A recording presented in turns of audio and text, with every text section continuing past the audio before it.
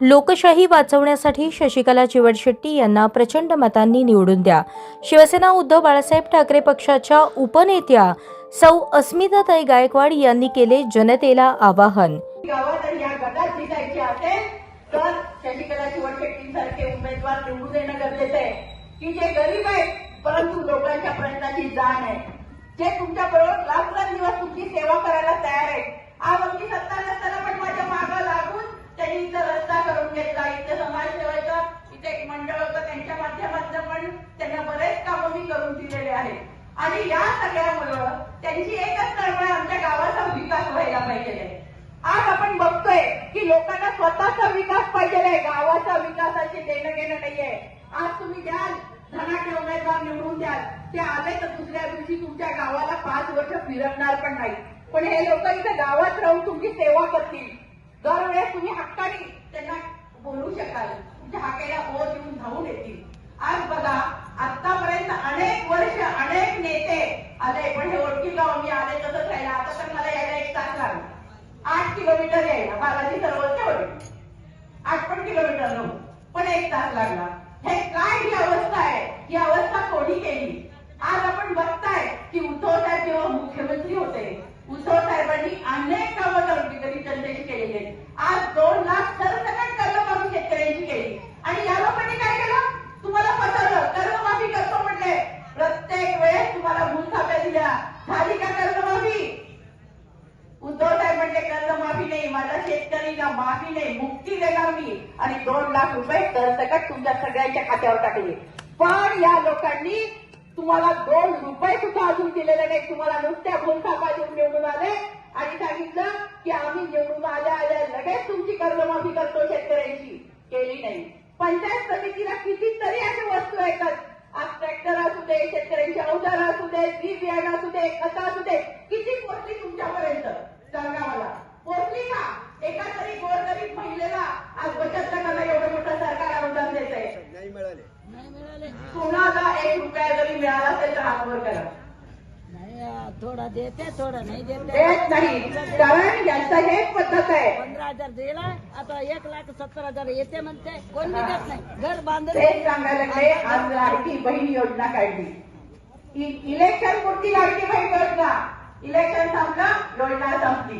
1500 रुपये खात्यावर देतो म्हणजे झाला. 2 महिन्यानंतर 1500 रुपये बंद. मग 3 महिने पैसे चालले.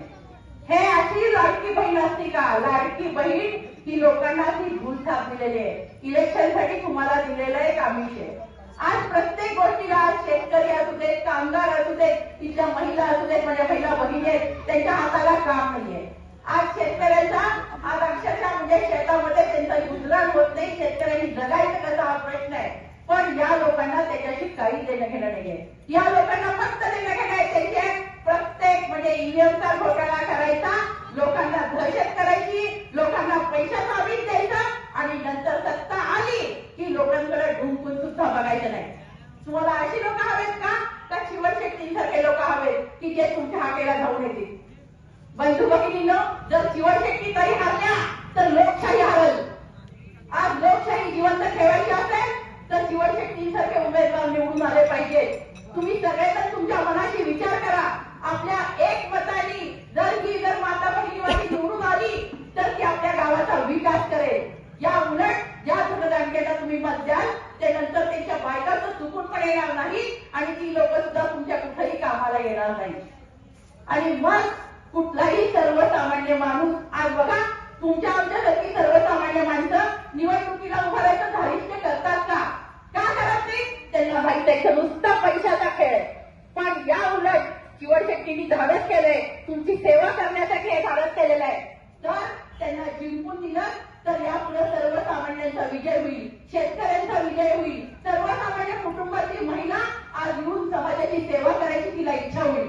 नाही तर उद्या कुठलीही सर्वसामान्य महिला निवडणुकीला थांबणार नाही. कुठलीही सर्वसामान्य महिला म्हणेल की इथं तुला पैशाचा खेळ आहे, आज माझ्यासारखी सेवा करून उपयोग काय? जे फक्त पैसेवाले त्यांनाच मतदान. आणि आज तुम्ही त्यांचं मटण खाल, उद्या संपलं. आज त्यांची दारू प्याल, उद्या संपलं. दुसऱ्या दिवशी काय? तुमची गरिबी, तुमचे हे रस्ते, तुमचे हे खड्डे, या पलीकडे काही नाहीये. या सगळ्याचा विचार करा.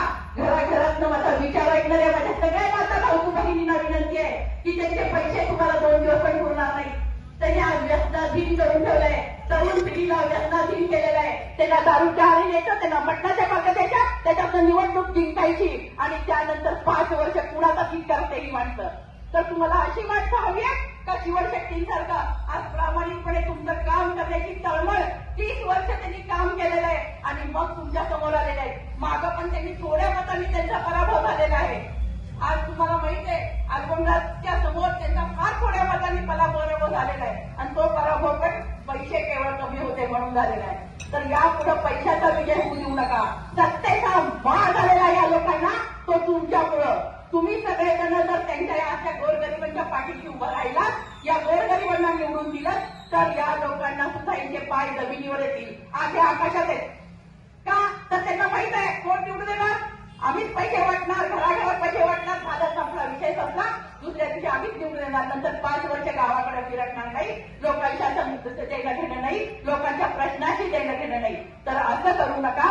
तुम्ही सगळेजण सर्वसामान्य जे लोक तुमचं काम करतायत, रात्रंदिवस तुमच्या प्रश्नांची जाण असणारी लोक, त्यांच्या पाठीशी आमच्यासारखी माणसं आहेत जी कट्टर आहेत. 40 वर्ष झालं शिवसेना उद्धव बाळासाहेब ठाकरे पक्ष सोडलेला नाहीये. आज उद्धव साहेबांनी महाराष्ट्राचं उपनेतेपद दिलेलं आहे, परंतु लोकांची जाण सर्वसामान्यांची मी सोडलेली नाहीये. हे पद फक्त तुमच्या सगळ्यांची सेवा केल्यामुळे मिळालेलं आहे आणि शेवटच्या क्षणापर्यंत सत्ता येऊ नाही येऊ आम्हाला देणं घेणं नाही. सत्तेने आम्हाला कसलाच फरक पडत नाही, घंटा फरक पडत नाही. पण तुम्ही जर सत्ता दिली तर त्याच्या आम्ही सोनं केल्याशिवाय राहणार नाही. सत्ता असली तरी आम्ही तुमची सेवा करतो, नसली तरी तुमची सेवा करतो. पण तुम्ही ठरवा की कोणाच्या पाठीशी उभं राहायचंय. कारण आता बघा, आज महिला या शब्दाची व्याख्याच मी अशी करते, म म्हणजे महान असलेली, ही म्हणजे हिंमतवाली आणि ला म्हणजे लाखाचे.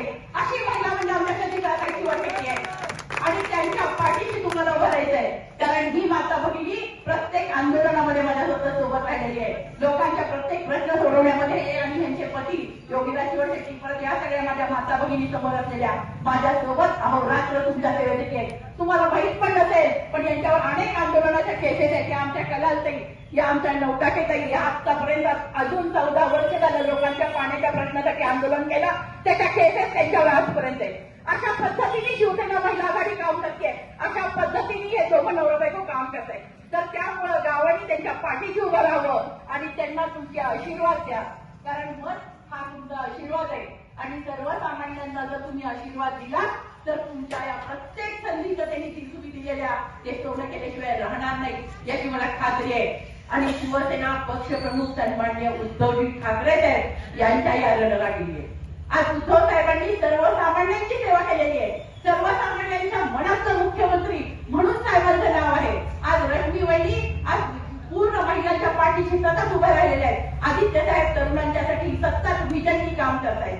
अशी माणसं आज शिवशक्ती यांच्या पाठीशी राहणार आहेत. आज प्रत्येक वेळेस मातोश्रीला ही महिला भगिनी गेली तर मातोश्रीला इथं स्वागत होतंय. त्यामुळे तुमचे प्रश्न सुद्धा मातोश्रीला घेऊन ते सगळे सोडवल्याशिवाय आम्ही राहणार नाही. कारण आज बघा जनाधार कुणाला आहे, हे आता ईव्हीएमचा घोटाळा करून निवडून आले, पण यांच्या सभांची गर्दी बघा आणि उद्धव साहेबांच्या सभांची गर्दी बघा.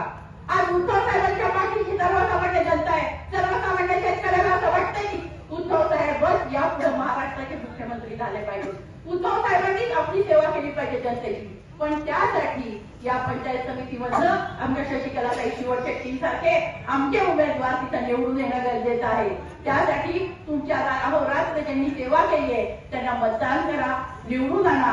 तुमच्या प्रत्येक गोष्टीला तुमची बहीण म्हणून अर्ध्या रात्री पण तुम्ही हाक मारा, तुमच्यासाठी मी धावून आल्याशिवाय राहणार नाही.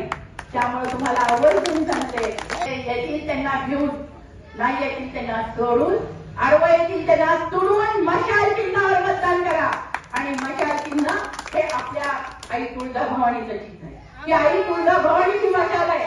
ही मशाल द्या, ही मशाल सतत व्यक्ती राहिली पाहिजे. माझी तुम्हाला सगळ्यांना एकच आहे, तुमची बहीण म्हणून या गावात आले, जाताना बहिणीची पोटी म्हणून पाठवत असतात. मला एवढे मोठी मला मतांनी ती शशिकलाताई शिवशक्ती प्रचंड मतांनी निवडून येतील आणि त्यावेळेस ही मशाल अशीच तेजाळत राहील. ही मशाल अशीच तेवट ठेवण्याची जबाबदारी एक भगिनी म्हणून तुमच्या सगळ्यांवर देते, तुमच्या खांद्यावर. यावेळी चिदानंद चौगुले, श्रीमंत पुजारी, सिदानंद चिवडशेट्टी, गंगाराम चौगुले, ज्योती माळवतकर, राजश्री पाटील, शिवशरण पाटील, शिवपुत्र चिवडशेट्टी, योगीराज चिवडशेट्टी यांची प्रमुख उपस्थिती होती.